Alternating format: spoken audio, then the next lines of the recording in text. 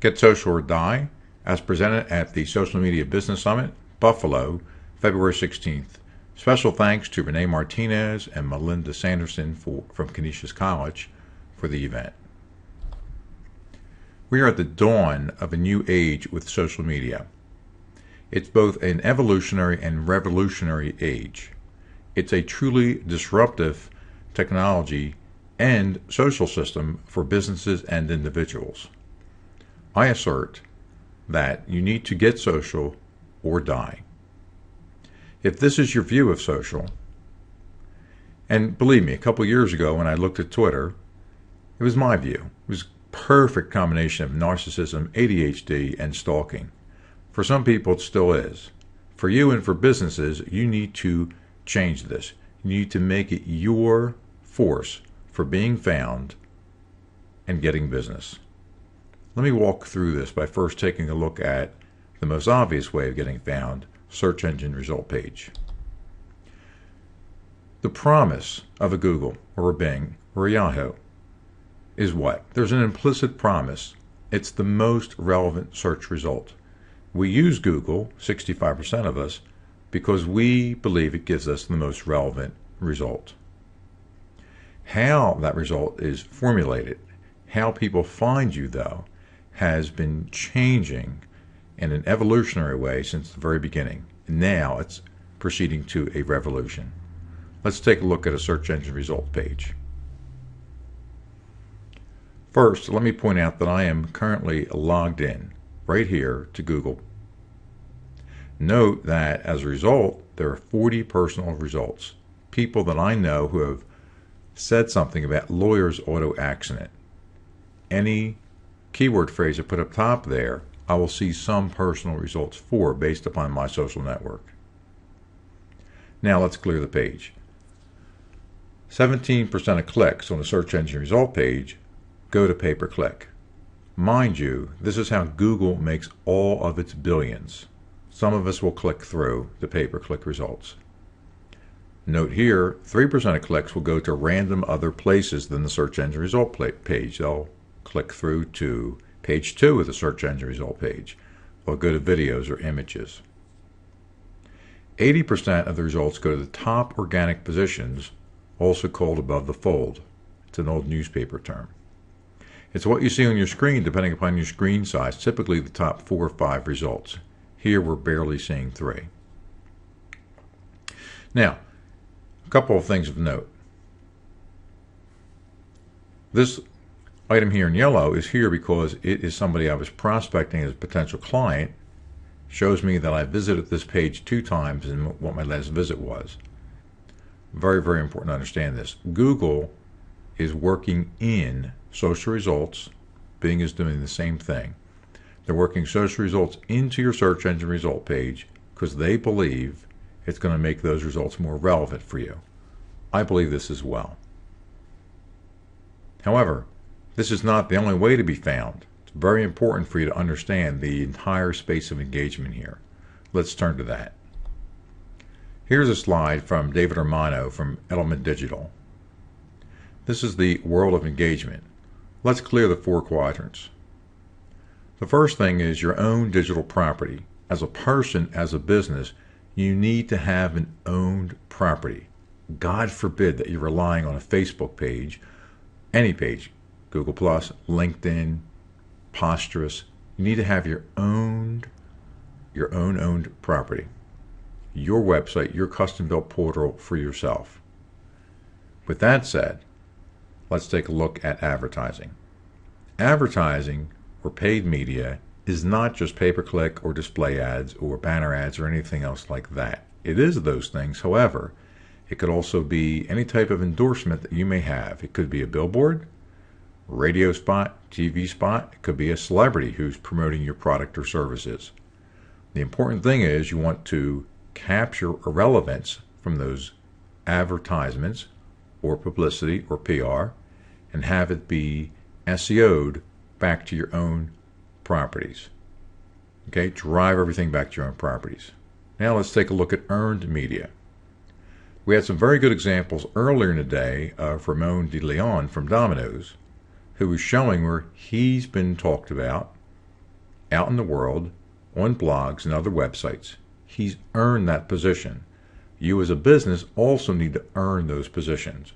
You need to find influencers. You need to find niche platforms where people will talk about you, your products and your services.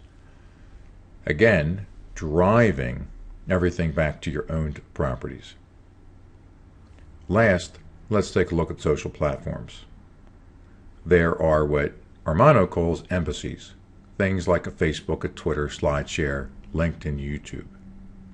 And there's also outposts, things like blogs and message boards, forums. This is where you're going to concentrate your social engagement. It's an intersection between earned media, social platforms, owned properties, and also sometimes paid media. You have to be a little careful with that one. You'll see influencer engagement called out here. It's very important, especially as you scale your business and your business presence, to understand who's influencing those social platforms, those communities, or those niches, and become friends with those people, engage those people, interact with those people. You do not have the ability, if you have 200,000 followers, to talk with or engage all 200,000 or million or even 2,000. You want to understand who the key influencers are and engage them. They, in turn, once you build a relationship, will reference you. It's part of the earned media. It's part of what happens on social platforms. And again, it's an excellent opportunity to get more visibility and increase traffic back to your owned properties. So there's been a huge evolution taking place in a very rapid period of time. And back when I was dealing with DuPont, with DARPA and ARPANET and Martin Marietta and others, we would publish our own directories. People had to get to our information. The internet wasn't even really built yet. I never did see Al Gore anywhere, by the way. I never saw him. So then you had people like Yahoo came in and they were publishing search results for us. We'd go to Yahoo and we'd look something up. Then we had Alta Vista came in and started to count words on a page, which led to keyword density. And when Google came in with it as well, it led to the SEO industry, where people were trying to optimize their websites for search engines. It keeps getting more complicated. Google said, well, wait, people are spamming the external links. We're going to start to look at sites. We're going to say this one's a really good one. It has authority, it has credibility. We're going to give that page rank of 9. This one's not so good. It's page rank of 1. Now, what's happening is they're adding social voting to that. Think about it. So you, as a consumer, you as a business person, if you like something, talk about something, tweet it, put it on LinkedIn, your vote's going to start to count. It's showing up in the search results both for yourself and also for your friends, for the people that you influence. So right now what we have is something like this. We've got a bunch of spiders running around, a bunch of bots. It's all being hashed in the math somewhere on a Google server. And we're all feeling a little bit like we're living in the Matrix somewhat. But that's not what we want. This is what we want. We want the personalized recommendations. We want somebody that we know, we trust, that we care about to tell us, hey, you should try this, or I really like that. So if I'm here in Buffalo, I'll ask Renee Martinez, hey, I want a really good Thai place. Where should I go? She'll tell me. I've done this before with Renee. She's always spot on with her recommendations. I'm not going to go Google that. Yesterday, I wanted to run out to a Best Buy. I asked her and Brian, where should I go? They said, oh, go down to Galleria Mall, do this, do that. We stopped at P.F. Chang's. We had a good lunch. They messed up our calamari. I tweeted them. They fixed it. I tweeted back, good customer service at P.F. Chang's. P.F. Chang's talked back to me today, hey, how was the rest of the meal? Okay? And it's based upon the personal recommendations. And interestingly enough, Google and Bing are trying to figure out who you care about, who you interact with. And to the extent that you care and interact with people socially, they're putting that back into your search results. So hold on to your hats here. So what's going on?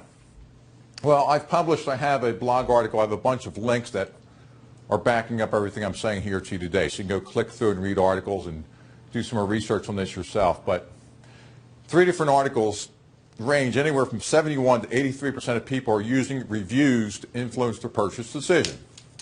Makes sense. I mean, I go out to CNET all the time and I read what's going on. I'll look at Amazon.com and take a look at what people are saying about the product. 80% will change their decision because they see a negative review on the product or service. 80%. If you're not out there monitoring your own Yelp profile and people are banging on your business or banging on your restaurant and you don't even know it, you know, your sales are going down, not as many people there on a Wednesday night, that's the use social or die part. You will go out of business. Now, this is fascinating. So does social media have a return on investment? All right, well, guess what? This just came out 2 weeks ago, 10 days ago. 56 billion impressions, 2.7 billion clicks, $13 billion in revenue. When social media was in the stream of those clicks, 84% more revenue than natural search results alone. 84% more revenue. You're in business, would you like to have 84% more revenue than your competitor because you're using social? All right, it's fascinating. So we looked at this a little bit earlier today, but basically when you have people out there in social, they buy something from you, they really like it, they talk about it, they tell their friends, they have social proof. It creates this whole feedback loop where they're working on awareness of other people. Because they like it, they're getting you to consider, oh, maybe I should try that. We see this all the time. I mean, we play around with tools. You know, I'll tweet out something like, how I really like my Scoop It, and people say, ah, maybe I should try that. Maybe I should check out Scoop It. So this is what you're looking for to get with social. And we'll break it down back to a search engine result page. So Sean McGinnis, who will be here a little bit later on today, we're going to tag team here a little bit. He's going to dive deeper in how you create some social links out there and help you with SEO. Matter of fact, walking in today, the young lady who handed me the badge at first thought I was Sean. It's a great compliment.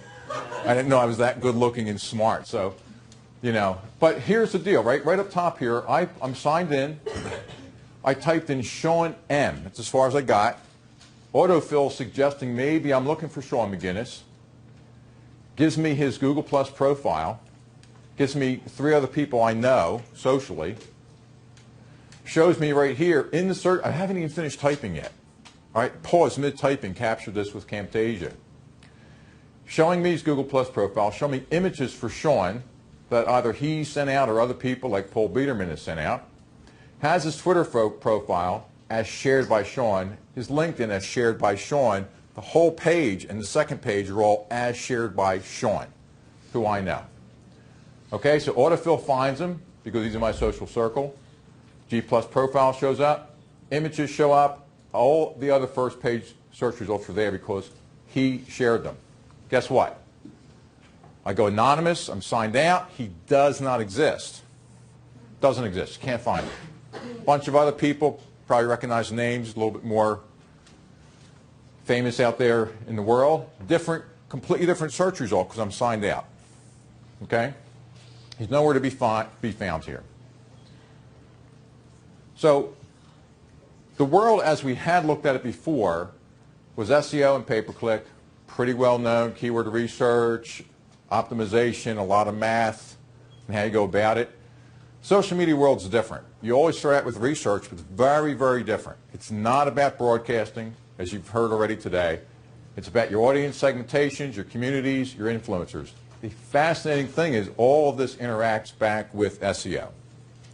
It gets you found, helps you get found more relevantly. Okay, and then the important thing that we'll talk about here is owning your profiles as well. So there's a lot out there, right? It can be a little bit confusing. I kind of like this. I mean, you know, you have all these different things. You know, LinkedIn, my skills include donut eating, right? I mean, each platform has a little bit different purpose. And you need to find out where your people are, where they're engaging, what they are trying to do, and go find that platform for them. This presentation, also the video, all the links I talked about are up on the web, tweeted out already on this hashtag, and you can actually just @tweet me. I'll send you anything that you want as well. All right, so good news is we're writing a book called Social Marketology by Rick Dragon. This graphic is also excerpted from that book. And what you have is let me go ahead and come back. Okay, so what you have is you have people out there. all right? And you want to say, where do you belong? What are the communities that are out there? Do you need to create a community? Who are the influencers in that community? Once you have an idea of what that is, you always start here. Why? Profit. You start with what are your desired outcomes? What are you trying to accomplish? It comes back to your main business objective and mission, your main marketing objectives. You come out, you start anywhere on this loop. It doesn't matter where you start. You start with yourself. You can start with them, who you're targeting. Understand the communities. Understand the influencers within that community. You do not have to talk with 200,000 people. You have to talk with maybe the 20 people who are really influencing those 200,000 people. You need to identify who they are. This is an action plan that gets executed, measured, and reinvented. Anybody tells me that they don't understand the ROI of social and suggest that you can't do it, I literally just laugh at them. I mean, it's a little bit rude. I just laugh at them because I measure everything. I put out custom links. I put UTM tracking on anything I'm putting out there. Measure all of it. It's very measurable if you understand what you're doing. So this here, this whole process, basically you go back and say, are we meeting our desired outcomes or not? You do gap analysis, go back to your plan, revise your plan, you're measuring it all along the way. Very, very doable. Different than SEO, very different than SEO and pay-per-click, but very, very important and worthwhile. So, again, where do you belong? Back to SEO, old school, shorthand optimization, reciprocal backlinks, bullshit backlinks, relevant connections. New school SEO, very different, broader long tail, based on relationships. I want Ramon to blog about me because, you know, we've met a couple times. He met me here. We had a good time last night. And he's going to talk about me. I'll talk about him. That's true relevance with relevant connections. This is being fueled by social media and connected together through social media, both, you know, tweeting, Facebook, LinkedIn, and also through things like blogging as well. So, in summary, we're really at a sea change here. Very, very important sea change. It's still at the very beginning. It's the very beginning of understanding, very beginning of the technologies of it. But it's very, very important to do it and to get it. So we're cutting it short because of our time constraints here, but in my little rainbow color thing here, dragonsearch.net. If you go to the blog there, also go online to the hashtag. You have more background on this. And later on this year, we'll have the book of the process, how to do social media, soup to nuts, including measurement, analytics, why and the wherefore is available as well. So thank you for your time.